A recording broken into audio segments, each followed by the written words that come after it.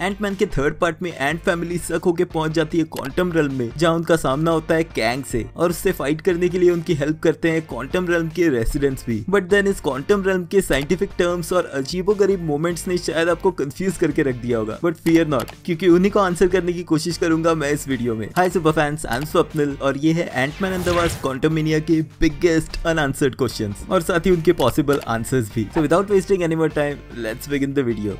कैसी लैंग की quantum machine work कैसे करती है? क्वांटममेनिया से एंटमैन की बेटी कैसी को इंट्रोड्यूस किया गया एक ब्रिलियंट साइंटिस्ट और फिर मूवी में आगे चल के एक सुपर हीरो के रूप में। ऑल्दो उसका नाम अभी भी नहीं बताया गया, लेकिन वो कॉमिक्स वाली स्टैचर ही होगी। कैसी की बनाई क्वांटम डिवाइस बेस्ड है हैंक पिम के जर्नल्स पे और उसने हेल्प ली होप और हैंक की इस डिवाइस को बनाने के लिए। कैसी इस डिवाइस को डिस्क्राइब करती है एक सैटेलाइट की तरह जो बनी है सब एटॉमिक यूनिवर्स पे सिग्नल्स भेजने के लिए, यानी कि इस डिवाइस से सिर्फ सिग्नल्स भेजे जा सकते हैं। लेकिन मोडॉक की मदद से सिग्नल को ट्रैक करके कैंग इस डिवाइस का यूज करता है एंटमैन फैमिली को ही क्वांटम रेल्म में सक करने के लिए। अब क्वांटम मैकेनिक्स पे बेस्ड इस डिवाइस की साइंटिफिक वर्किंग हम नहीं डिस्कस कर सकते, लेकिन इतना क्लियर है कि कैंग क्वांटम रेल्म छोड़ के नहीं जा सकता। और मूवी में आगे चल के जेनेट ये भी बताती है कि यही रीजन था कि क्वांटम रेल्म कैंग के लिए एक प्रिजन की तरह काम करता है, क्योंकि वो टाइम और स्पेस से बाहर है। इसके बावजूद अगर वो कैसी के इस डिवाइस की मदद से लोगों को क्वांटम रेल्म के अंदर ला सकता है, तो फिर खुद वो बाहर क्यों नहीं जा सकता? इनफैक्ट कैंग के पास काफी एडवांस टेक्नोलॉजी है और अगर कैसी लैंग जो मुश्किल से 15-16 साल की एक यंग लड़की है वो क्वांटम स्टडी करके ऐसा डिवाइस बना सकती है, तो फिर ये कैंग खुद क्यों नहीं कर पाया? इसका आंसर फिलहाल मेरे पास नहीं है, क्योंकि मोस्ट प्रोबेबली ये एक प्लॉट होल ही है।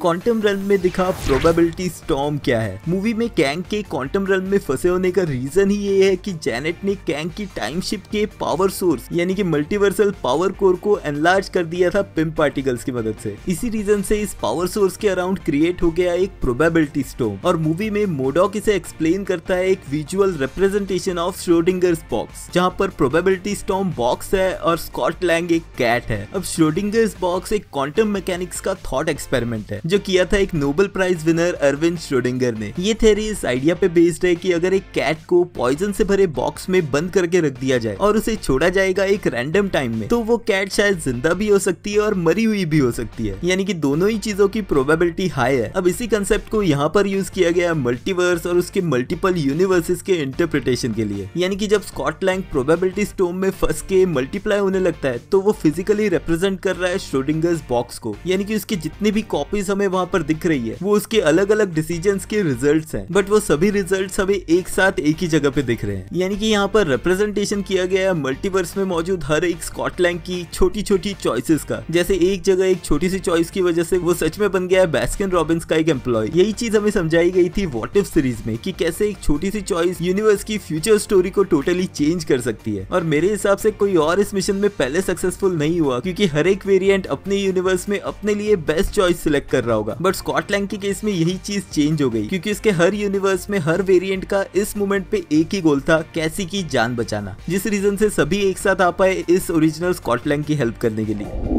हैंक पिम की एंट आर्मी इतनी एडवांस सुपर स्पीशीज कैसे बन गई? क्वांटम रेल्म में सक होने से पहले हैंक और कैसी सभी को अपनी एडवांस क्वांटम मशीन दिखाने से पहले इंट्रोड्यूस कराते हैं हैंक पिम की एंट आर्मी से, जिन पे वो क्वांटम एक्सपेरिमेंट्स कर रहे हैं। और फिर एंट फैमिली के साथ ये एंट्स भी क्वांटम रेल्म में पहुंच जाते हैं। लेकिन पूरी मूवी में गायब रहने के बाद ये वापस आते हैं सीधे क्लाइमैक्स बैटल से पहले, जहां हैंक पिम एक्सप्लेन करता है कि ये एंट्स अब एक एडवांस सुपर स्पीशीज बन गई है, जिसका रीजन है एक टेम्पोरल एनोमली, यानी कि क्वांटम रेल्म में पहुंचते वक्त इस एनोमली की वजह से वो लोग थाउजेंड्स ऑफ इयर्स जी चुके हैं। अब साइंटिफिक टर्म में एनोमली का मतलब है कोई ऐसी चीज जो डेविएट करती है रेगुलर कॉमन रूल्स से, यानी कि कोई ऐसी इररेगुलरिटी जिसे एक्सप्लेन नहीं किया जा सकता। और टेम्पोरल का मतलब होता है टाइम से रिलेटेड, यानी कि सिंपल वर्ड्स में कहे तो इन एंट्स ने क्वांटम रेल्म में घुसते ही 1000 इयर्स का टाइम ट्रेवल कर लिया, जिसके बाद वो वापस आए इस मोमेंट पे ताकि वो हेल्प कर पाए इस एंट फैमिली की।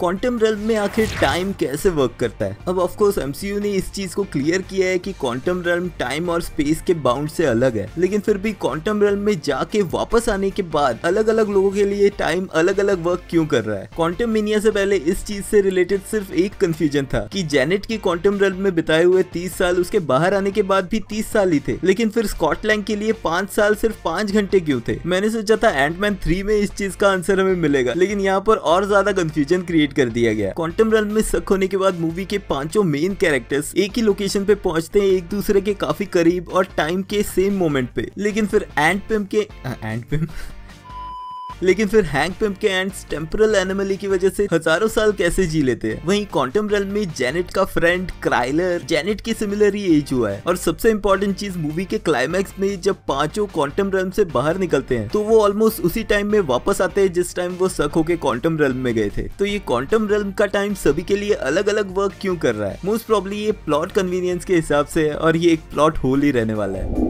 क्वांटम रेल्म के लोग ह्यूमंस की तरह कैसे दिखते हैं? क्वांटम रेल्म एमसीयू में दिखाए गए बाकी रेल्म्स की तरह एक फैंटेसी यूनिवर्स है और यही रीजन है कि यहाँ पर कई अलग तरह की एलियन स्पीशीज और वियर्ड टेक्नोलॉजी हमें देखने मिलती है। लेकिन जिस तरह का ये एनवायरनमेंट है यहाँ पर ह्यूमंस को चलते देखना काफी अजीब लगता है। ऑल्दो मूवी में कई अलग अलग तरह के वियर्ड क्रिएचर्स दिखाए गए हैं लेकिन इनमें जो लीड कर रहे हैं वो ह्यूमंस की तरह ही दिखते हैं। स्पेशली फ्रीडम फाइटर जेंटोरा और टेलीपैथ क्वाज, ये कहीं भी एक्सप्लेन नहीं किया गया कि ये लोग क्वांटम रेल्म में कैसे पहुंचे हैं। अब हो सकता है कि ये फ्यूचर ह्यूमंस हो जो क्वांटम रेल्म में ट्रैप होके रह गए, या फिर वो यहीं पर अपना घर बसाना चाहते थे, या फिर सिंपल आंसर हो सकता है कि मार्वल स्टूडियोज और सीजीआई पे पैसे खर्च नहीं करना चाहता था।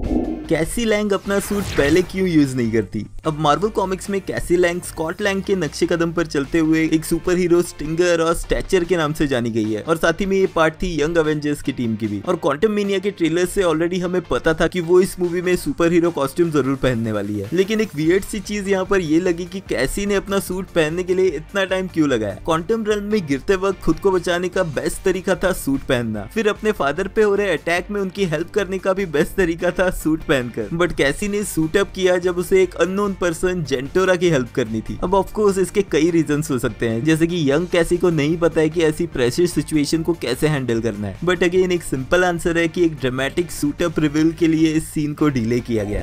कैंग द कॉन्करर को एक्साइल क्यों किया गया? मूवी में हमें पता चलता है कि कैंग को बैनिश करके भेज दिया गया है क्वांटम रेल्म में जहां से वो बाहर नहीं निकल सकता। और फिर एंड क्रेडिट्स में हमें पता चलता है कि उसे बैनिश किया है उसी के वेरिएंट्स यानी कि काउंसिल ऑफ कैंग्स ने। स्कॉट से डिस्कशन में कैंग बताता है कि उसने एंड ऑफ टाइम देखा है और किस तरह उसके बाकी वेरिएंट्स ने मल्टीवर्स को डिस्ट्रॉय कर दिया। और यही चीज ही हू रिमेन्स ने भी कही थी लोकी के सीजन फिनाले में। लेकिन जब जेनेट कैंग की शिप के न्यूरल लिंक के थ्रू उसका माइंड पढ़ती है तो वो ये रियलाइज करती है कि कैंग ने मल्टीपल टाइमलाइंस को इरेज कर दिया था, वही चीज जो वो क्लेम कर रहा है कि उसके बाकी वेरिएंट्स ने किया है। तो फिर ऐसा क्या हुआ कि सिर्फ इस कैंग वेरिएंट को एक्साइल किया गया? बाकी सभी कैंग वेरिएंट्स भी दूध के धुले नहीं है और वो भी अपनी टाइमलाइंस में वॉर और डिस्ट्रक्शन ही चाहते हैं। मे बी ये कैंग वेरिएंट कॉमिक्स की तरह पूरी काउंसिल ऑफ कैंग्स को खत्म करने का प्लान कर रहा था, जो चीज काउंसिल को पता लग गई और इसी रीजन से उन्होंने इसे बैनिश कर दिया क्वांटम रेल्म में। तो फिलहाल के लिए ये सिर्फ एक गैस ही है और इसका प्रॉपर आंसर हमें लोकी के सीजन 2 में मिल सकता है।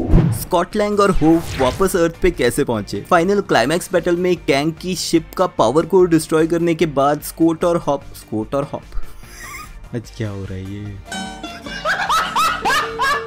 होप और स्कॉट क्वांटम रेल्म में ही फंस जाते हैं और मुझे ये लगा था कि यहीं पर मूवी की एंडिंग होगी और एंटमैन और वास्प क्वांटम रेल्म में ही फंसे हुए दिखाए जाएंगे। बट कुछ ही सेकंड्स में कैसी अपना डिवाइस यूज करती है और वो पोर्टल रीओपन करती है जिससे होप और स्कॉट वहां से निकल जाते हैं और मूवी एक हैप्पी एंडिंग दिखाती है फैमिली के रीयूनियन पे। बट ये चीज काफी अटपटी और कंफ्यूजिंग थी। कैंग और जेनेट मूवी में मल्टीपल टाइम्स ये चीज एक्सप्लेन करते हैं कि क्वांटम रेल्म से बाहर निकलने के लिए उस टाइम ट्रेवलिंग मशीन का पावर कोर चाहिए। फिर कैसी अपने डिवाइस की मदद से ये गेटवे कैसे ओपन कर लेती है? इन मल्टीपल चीजों में ये चीज मुझे काफी सेंसलेस और मूवी का मेजर प्लॉट होल लगी।